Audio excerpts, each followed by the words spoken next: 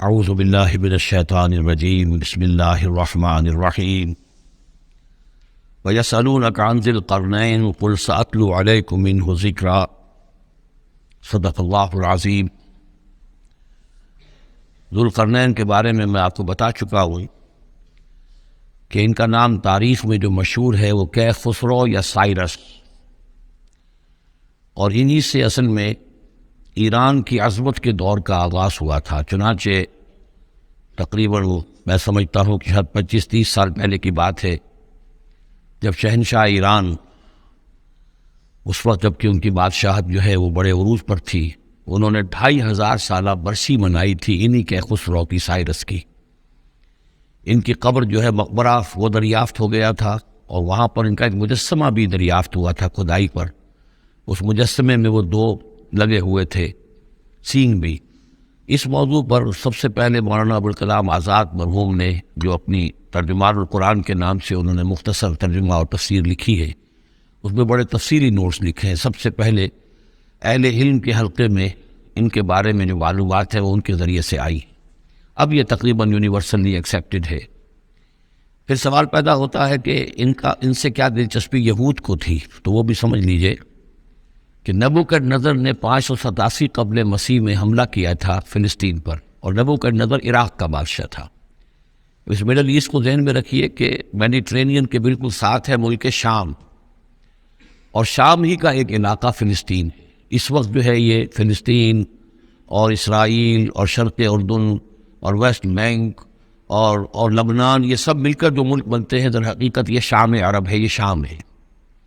پھر اس کے مشرق میں یہ عراق عرب یا عراق ہے، اور اس کے مشرق میں پھر ایران ہے۔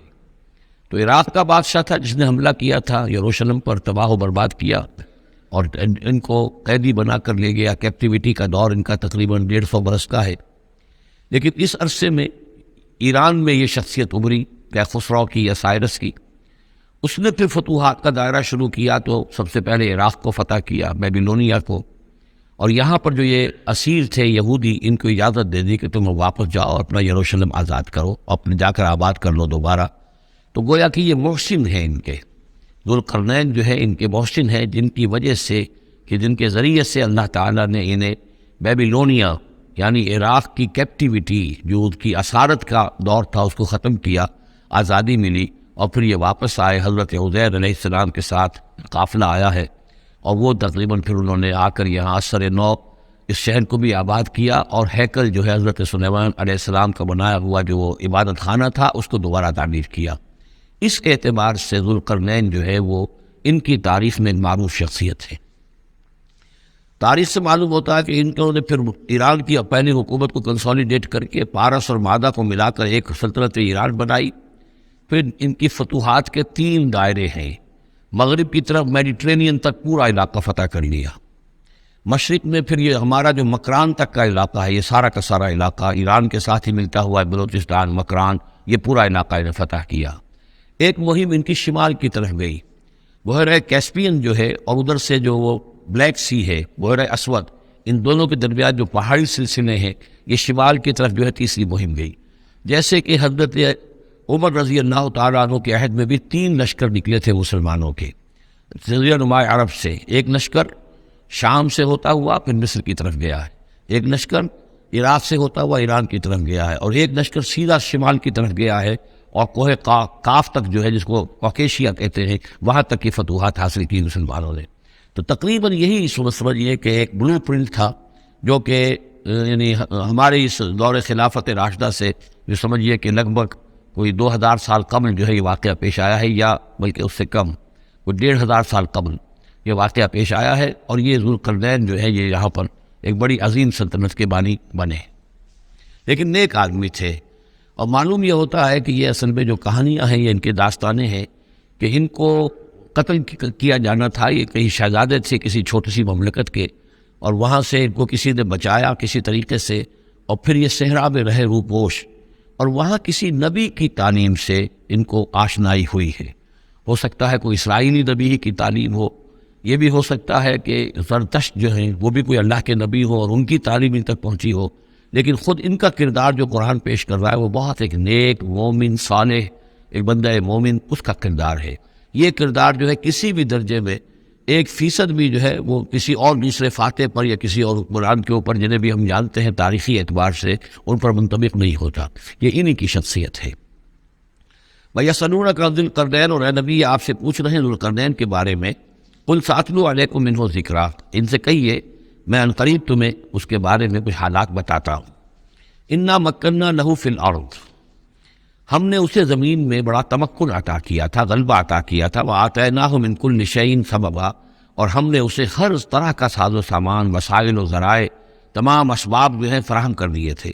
فَأَتْبَعَ سَبَبًا، تو انہوں نے پھر ایک مہم تیار کی، یعنی ایک فتوحات کا دائرہ مغرب کی طرف. حتیٰ اذا بلغ مغرب الشمس، یہاں تک کہ جب وہ سورج کے غروب ہونے کی جگہ تک پہنچ گئے.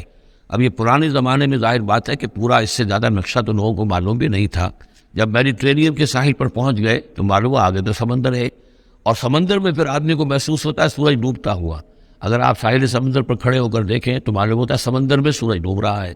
تو یہ گویا کہ مغرب الشمس بن گیا ان کے لیے، وہ یہ سورج کے ڈوبنے کی جگہ. حتیٰ اذا بلغ مغرب الشمس، جب وہ پہنچ گئے سورج کے غروب ہونے کی جگہ. وجدہا تغرب فی عین حمیۃ، تو انہوں نے دیکھا اسے ڈوبتے ہوئے، وہ ڈوب رہا ہے ایک بڑے گدلے سے سمندر کے اندر. وہ جو وہاں کا سمندر ہے بڑا گدلا سا ہے، یہ ایجین سی وغیرہ جو کہلاتے ہیں یہ بہت گدلے سے پانی کے ہیں. ووجد عندہا قوما، اور وہاں انہوں نے ایک قوم کو پایا مراد یہ کہ اس قوم پر انہیں فتح ہوئی، جنگ ہوئی، انہوں نے ان کو شکست دی، اور وہ قوم گویا کہ اب ان کے رحم و کرم پر ان کی گویا کہ وہ محکوم ہو گئی. قلنا یا ذوالقرنین، ہم نے کہا ذوالقرنین سے. اب یا تو یہ کہ یہ شاید نبی ہو، واللہ عالم، تو اللہ تعالیٰ کا اس طریقے سے براہ راست ان کو وحی کرنا. لیکن غیر نبی کو بھی اللہ تعالیٰ الہام کے ذریعے سے، جیسا کہ ہم نے دیکھا کہ وہ تو شہد کی مکھی کو بھی لفظ وحی آیا ہے، تو یہاں آیا ہم نے کہا اے قرنین. اور یہ بھی ہو سکتا ہے یہ صورتحال کی تعبیر ہو کہ گویا کہ وہ حالات زمان حال سے یہ کہہ رہے تھے. قلنا یا ذوالقرنین اما ان تعذب و اما ان تتخذ فیہم حسنا، کہ یا اے ذوالقرنین تمہیں پورا اختیار ہے، چاہو تو یہ جو مفتوح قوم ہے تمہاری اسے تم سزا دو، عذاب دو، ستاؤ انہیں، یا یہ کہ تم ان کے اندر اچھی روش اختیار کرو، ان کے ساتھ حسن سلوک کرو. قال، انہوں نے کہا اما من ظلم، جو کوئی ظالم ہے، بے انصاف ہے، ہو سکتا ہے اس سے مراد کفر اور شرک بھی ہو. فسوف نعذبہ ثم یرد الی ربہ فیعذبہ عذابا نکرا، تو اسے تو ہم عذاب دیں گے، سزا دیں گے، اور پھر وہ لوٹایا جائے گا اپنے رب کی طرف، پھر اس کا رب اس کو عذاب دے گا جو اصل عذاب ہے، برا عذاب، سخت عذاب. واما من آمن وعمل صالحا، اور جو لوگ ایمان لائیں گے اور یقین کریں گے حقائق پر، اللہ کو مانیں گے، وعمل صالحا، اور نیک عمل کریں گے، فلہ جزاء الحسنی، تو اس کو ہم اچھا بدلہ بھی دیں گے. وسنقول لہ من امرنا یسرا، اور اس سے ہم اپنے معاملے میں بھی نرم بات کریں گے. یعنی یہ کہ ان سے ٹیکس اگر لینے ہیں تو نرمی کے ساتھ لیں گے، جو مفتوحہ ممالک کے ساتھ معاملہ ہوتا ہے تو ہم ان کے ساتھ نرمی کا سلوک کریں گے جو ایمان لے آئیں گے. ثم اتبع سبابا، مغرب کی طرف سے فارغ ہو کر پھر اب یہ مشرق کی طرف گئے. پھر انہوں نے ایک اور مہم کا بندوبست کیا. حتیٰ اذا بلغ مطلع الشمس، یہاں تک کہ جب وہ سورج کے طلوع ہونے کی جگہ تو پہنچ گئے. اب یہ جہاں تک تاریخی طور پر ثابت ہے وہ صرف مکران کے علاقے تک کتنی دور تک آئے ہیں واللہ عالم. ہو سکتا ہے کہ مکران کے ساحل پر کھڑے ہو کر بھی انہیں محسوس ہوا ہو کہ بس اب یہ سورج جو ہے غروب ہو رہا ہے یا طلوع ہو رہا ہے وہاں سے، مطلع الشمس. تو وہاں جب پہنچے وجدہا تطلع علی قوم لم نجد لہم من دونہا سترا، تو انہوں نے پایا اس کو کہ وہ طلوع ہوتا ہے ایک ایسی قوم پر کہ جس کے لیے ہم نے آفتاب سے کوئی اوٹ نہیں رکھی ہے. یعنی یہاں کے جو قبائل تھے، گیڈروسیا وغیرہ یہ کہلاتا تھا اس زمانے کے اندر، یہ وحشی قبائل تھے، ان کو ابھی چھت بنانے کا فن نہیں آیا تھا. یعنی گھر جو ہوتے تھے اس میں دیواریں کھڑی ہوتی تھیں کہ جو خالی پلاٹ ہے زمین کا اس میں یہ دیوار کھڑی ہے، یہ میرا گھر ہے، تمہارا گھر ہے، لیکن گھر میں چھت وغیرہ کا کوئی تصور ان کے ہاں نہیں تھا. ظاہر بات ہے کہ چھت ڈالنا جو ہے یہ تو ایک تمدن کے ارتقاء کے دور کی علامت ہے. تو وہ بغیر کسی سورج کے سائے کے وہ اپنی زندگی گزارتے تھے. کذالک، ایسا ہی ہوا وہاں بھی، یعنی جو پہلے ہوا تھا کہ یہاں بھی معاملہ وہی ہوا کہ اللہ تعالیٰ نے اختیار مطلق انہیں دیا، فتح دی، لیکن انہوں نے یہاں بھی یہی کہا کہ جو نیک لوگ ہوں گے ان کے ساتھ ہم نرمی کریں گے اور جو شریر ہوں گے ان کو سخت سزا دیں گے. وقد احطنا بما لدیہ خبرا، اور ہمیں پوری طرح معلوم ہے کہ جو وہاں اس کی خبر ہوئی اور جو بھی حالات وہاں گزرے، جو ماجرا وہاں ہوا. ثم اتبع سببا، اب یہ تیسری آ رہی ہے، ثم اتبع سببا، پھر اس نے ایک اور مہم تیار کی، یہ شمالی مہم ہے. حتیٰ اذا بلغ بین السدین، یہاں تک کہ جب وہ دونوں پہاڑوں کے درمیان پہنچ گئے، دو سد، دو دیواروں کے درمیان پہنچ گئے. تو یہ سمجھ لیجئے بحیرہ کیسپیئن داہلی طرف ہے، مشرق میں ہے بھی بحیرہ اسود، بحر اسود، اس کے درمیان یہ سلسلہ کوہ ہے اور یہ پیرلل چلتے ہیں دو، اور ان کے درمیان سے پھر وہ درے ہیں کہ جن میں سے ہو کر شمالی علاقے سے جو وحشی قبائل تھے وہ آ کر یہاں حملہ کرتے تھے، تاخت و تاراج کرتے تھے، لوٹ مار کر کے چلے جاتے تھے، جن کو یاجوج ماجوج کہا گیا ہے. حتیٰ اذا بلغ بین السدین، جبکہ یہ پہنچے ان دونوں دیواروں کے درمیان، وجد من دونہما قوما، تو انہوں نے پایا ان دونوں کے ورے ایسے لوگوں کو، لا یکادون یفقہون قولا، یہ لوگ بھی ایسے تھے غیر متمدن، کیونکہ بات سمجھتے نہیں تھے، یعنی زبان ایسی ہوگی کہ جو ان کی سمجھ میں نہیں آ رہی تھی، لیکن یہ کہ کسی نہ کسی ذریعے سے انہوں نے اپنا ایک مطلب، اپنی ایک عرضداشت پیش کی. قالوا یا ذا القرنین، انہوں نے کہا کہ اے ذو القرنین، ان یاجوج و ماجوج مفسدون فی الارض، یاجوج اور ماجوج جو قومیں ہیں یہ زمین میں بہت فساد مچانے والی ہیں. فہل نجعل لک خرجا، تو کیا ہم آپ کے لیے ایک سالانہ خراج مقرر کر دیں، الی ان تجعل بیننا و بینہم سدا، اس کے عوض کہ آپ ہمارے اور ان کے درمیان ایک سد تعمیر کر دیں، ایک دیوار حائل کر دیں کہ وہ ہم پر حملہ آور نہ ہو سکے، ان درے کو بند کر دیا جائے. یوں سمجھیے جس اصول پر کہ آج کل ڈیم بنتے ہیں، ڈیم کیا ہے کہ ایک پہاڑی سلسلہ یوں آ رہا ہے، ایک پہاڑی سلسلہ یوں آ رہا ہے، دریا درمیان میں سے گزر رہا ہے، آپ نے گزرگاہ پر ایک دیوار کھڑی کر دی تو یہ گویا کہ ایک آرٹیفیشل لیک کریٹ ہو گئی، پانی یہاں جمع ہو رہا ہے. تو اگر پہاڑی سلسلے دو چل رہے ہوں، ان کے درمیان جو راستہ ہے اس کو اگر بند کر دیا جائے، دیوار کھڑی کر دی جائے اور اس دیوار کے مضبوط دیوار ہو، تو ظاہر بات ہے کہ پھر ادھر سے کوئی آ کر حملہ آور نہیں ہو سکتا، ان کے لیے ایک حفاظت کا سامان ہو جاتا ہے. یا یہ سمجھ لیجئے کہ یاجوج ماجوج سے کیا مراد ہے. حضرت یافس علیہ السلام، جو تین بیٹے تھے حضرت نوح علیہ السلام کے، سام، حام، یافس. سامی نسل کے بارے میں تو ہم نے بہت کچھ سمجھ لیا کہ حضرت ابراہیم بھی سامی نسل سے تھے، پھر قوم عاد بھی سام ہی کی نسل کی ایک شاخ تھی، قوم سمود بھی اسی کی شاخ تھی. یہ تمام جو ہے یہ تو سیمیٹک ریسز ہے. حضرت یافس کی اولاد نے یہ سینٹرل ایشین ماؤنٹینز کا جو سلسلہ ہے اس کو کراس کیا اور شمال میں چلے گئے، اور شمال میں جا کر دائیں بائیں پھیل گئے. پھر یہ میدان ہے، ٹنڈرے کے میدان اور فلانے میدان اور بڑے بڑے کھلے میدان ہے. تو گویا کہ ایشیا کو درمیان میں جو سلسلہ کو ہے تقسیم کر دیتا ہے، ایک شمالی حصہ ہے، ایک اس کے جنوبی حصہ ہے. یہ شمالی میں چلے گئے اور جا کر پھر پھیلنے میں وہ مشرق کی طرف آئے تو چین اور ہند چینی تک یہ ساری قومیں جو ہے یہ یلو ریسز، یہ انہی کی نسل سے ہے. اور مغرب میں چلے تو روس، اور روس سے ہو کر روس کے ساتھ ملتا ہوا علاقہ اسکینڈینیوین کنٹریز کے ساتھ، پھر وہاں سے وہ اتر کے اور یورپ کے بھی جو یہ مغربی ممالک ہیں، اینگلو سیکسنز جو ہے، یہ بھی در حقیقت اسی سے اسکینڈینیوین کنٹریز سے اترے ہوئے لوگ ہیں.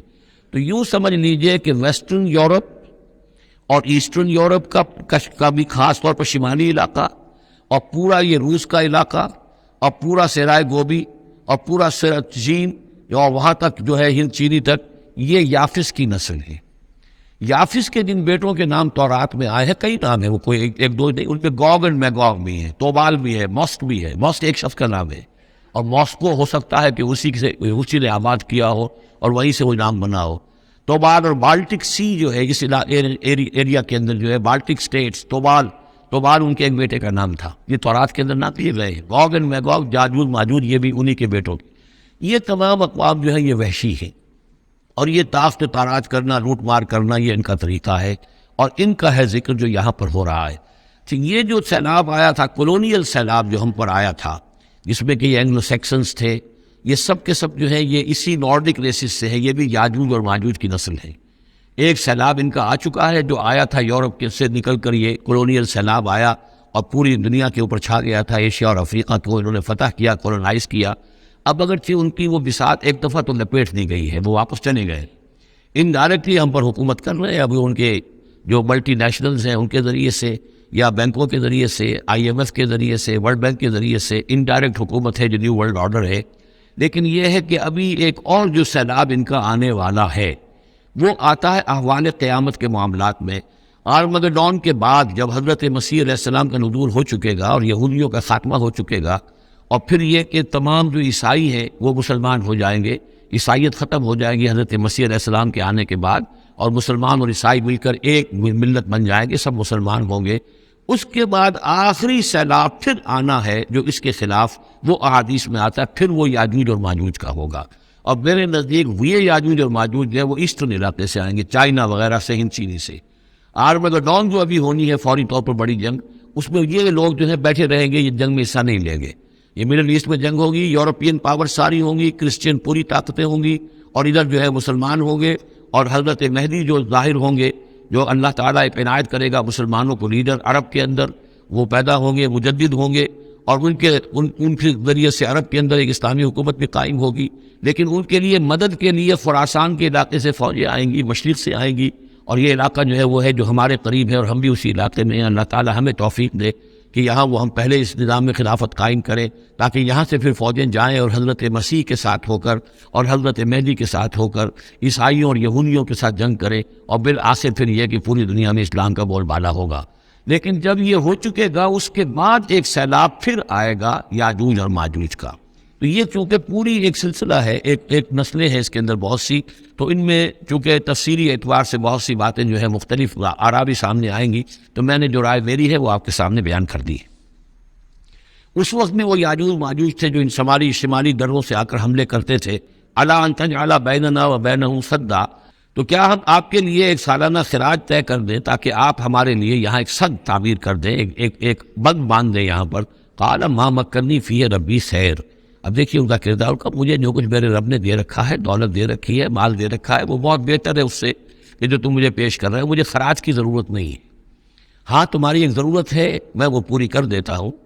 فاعینونی بقوت، مجھے مین پاور فراہم کرو، باقی ساری سامان جو ہے میں فراہم کر لوں گا، لیکن بہرحال اس کو بنانے کے لیے، دیوار بنانے کے لیے، اور دونوں پہاڑوں کے درمیان اتنی بڑی جو سد تعمیر کرنے کے لیے جو مین پاور چاہیے، اعینونی بقوت، تو محنت کے ذریعے سے، مین پاور کے ذریعے سے میری مدد کرو۔ اجعل بینکم و بینہم ردما، میں ان کے اور تمہارے درمیان ایک موٹی دیوار بنا دوں گا۔ آتونی زبر الحدید، لاؤ میرے پاس تختے لوہے کے۔ حتیٰ اذا ساوا بین الصدفین، یہاں تک کہ جب دونوں جو اونچانے تھیں اس کے درمیان کا پورا علاقہ پر ہو گیا، بھر گیا، وہ لوہے کے تختے جو ہیں اس کے اندر بھرے جا رہے ہیں۔ حتیٰ اذا ساوا، برابر کر دیا دونوں پھانکوں تک پہاڑ کی، قال انفخوا، اب ان کا کہ آگ جلاؤ اس کے نیچے، وہ دہکا دی بھٹی جس سے کہ اب وہ لوہا گرم ہوا اور لوہے کی تختے جو ہیں وہ گرم ہو گئے۔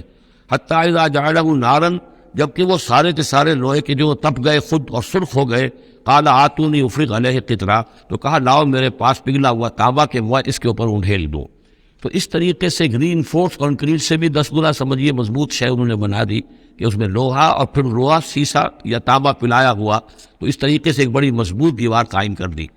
اس دیوار کے جو آثار اب بھی موجود ہیں، دیوار تو موجود نہیں ہے، یہ داریال اور دربند کے درمیان یہ کشادہ راستہ ہے اب بھی، یہ ویسٹ کوسٹ جو ہے کیسپین کا، اس کے ساتھ اس کی لمبائی 50 میل اور اس کی اونچائی 29 فٹ اور 10 فٹ چوڑی یہ دیوار تھی جو اس وقت بنی ہے۔ یعنی جس طریقے سے کہ بنتے ہیں بڑے بڑے بند، ان سے بھی بڑی یہ تھی سد تعبیر کی گئی۔ السد العالی کہلاتا اسوان ڈیم جو ہے، جو مصریوں نے بنایا تھا، بہت بڑا ڈیم، السد العالی، اونچی دیوار۔ تو ہمارے ہاں یہ تربیلا اور منگلا یہ سب کیا ہیں، یہ اسی طرح کے ڈیم ہیں کہ پہاڑی سلسلے آ رہے ہیں، دریا جا رہا تھا، وہاں اپنے دیوار کھڑی کر دی، وادی رک گیا اور وہ جھیل بن گئی۔ فمستطاعوا ان یظہروہ، تو انہوں نے کہا کہ اب یہ لوگ نہ تو یہ اس کے اوپر سے آ سکیں گے، اس کو نہ چڑھ سکیں گے، وما استطاعوا لہ نقبا، نہ اس میں کوئی سوراخ لگا سکیں گے، نقب لگا سکیں گے۔ قال ھذا رحمۃ من ربی، یہ سب اتنا بڑا کارنامہ کر کے بھی انہوں نے کہا یہ سب رحمت ہے میرے رب کی طرف سے، میرا کوئی کمال نہیں، یہ سب اللہ کی طرف سے ہے۔ فاذا جاء وعد ربی، اور جب میرے رب کا وعدہ آئے گا، جعلہ دکا، وہ اس پوری دیوار کو جو ہے ریزہ ریزہ کر دے گا، ختم ہو جائے گی دیوار۔ اب وہ دیوار وہاں موجود نہیں ہے، وہ ختم ہو چکی ہے امتداد زمانہ سے، اب اس کے کوئی آثار باقی نہیں رہے، بس آثار معلوم ہو جاتے ہیں کہ یہاں وہ دیوار ہوتی تھی جس سے یہ میں ڈائمنشنز آپ کو دیے ہیں۔ وَكَانَ وَعْدُ رَبِّي حَقًّا، اور میرے رب کا وعدہ جو ہے وہ حق ہے، سچ ہے، پورا ہو کر رہے گا۔ وَتَرَكْنَا بَعْضَهُمْ يَوْمَئِذٍ يَمُوجُ فِي بَعْضٍ، اب جب یہ وقت آئے گا اللہ تعالیٰ کا قیامت کا وقت، تو ہم چھوڑ دیں گے اس روز ان کو، یہ ایک دوسرے میں گتھم گتھا ہو جائیں گے۔ یہ جو کچھ ہونے والا قرب قیامت سے پہلے جس قسم کے لشکر آنے ہیں اور جیسی جنگیں ہونی ہیں، اور یہ جو یاجوج ماجوج جب آئیں گے تو آتا ہے احادیث کے اندر کہ پورے دریا پورے سمندر پی جائیں گے، ہر چیز کھا جائیں گے. اور یہ معلوم ہوتا ہے کہ یہ چینیوں کے ہاں تو خاص طور پر سانپ بچھو جو شے ہو، کتا بلی، ہر شے چٹیں گا، کوئی شے نہیں چھوڑتے. اور میں سمجھتا ہوں کہ شاید آدم خور بھی ہو یہ کہ کسی وقت میں جب ان کو ضرورت پڑے تو آدمی کو کھا جائے، تو کتے کو، بلی کو، سانپ کو، بچھو کو، ہر چیز کو کھا جائے. تو ان لوگوں کا معاملہ جو ہے واقعتاً یہ جب ابھی تو ذرا رکے ہوئے ہیں، کنٹینڈ ہے ایک طرح سے، لیکن ایک وقت میں ان کا بند کھلے گا. اور چونکہ پھر یہ جو ہے تمام چاروں طرف ان کے پہاڑ ہیں، ہر پہاڑ کی اونچائی پر سے من کل حدب ینسلون نیچے اترتے ہوئے نظر آئیں گے. اور یہ نقشہ بعین ہی اسی طرح اخبارات میں آیا تھا جب 62 میں وار ہوئی ہے میفا میں، جو ہندوستان کا مشرقی جو علاقہ تھا جہاں کے چین اور بھارت کی جنگ ہوئی ہے. تو اس کے الفاظ جو اخبارات میں آئے تھے، waves after waves of Chinese soldiers were coming down the slopes, لہروں کی طرح، موجوں کی طرح چلے آئے. ان کے تو اتنے آدمی ہیں، ان کا تو کہنا یہ ہے کہ تم سب کے سب ہلاک ہو جاؤ گے، ہمیں تم ہلاک نہیں کر سکتے، ہم تو چیونٹیوں کی طرح جو ہے بلوں کے اندر گھس جائیں گے. ایٹمک وارفیئر کے بعد تمہارا تہس نہس ہو جائے گا، ہمارا کچھ نہیں بگڑے گا، ہم پھر نکلیں گے اور پوری دنیا کو فتح کریں گے. وہ یہ کہتے ہیں.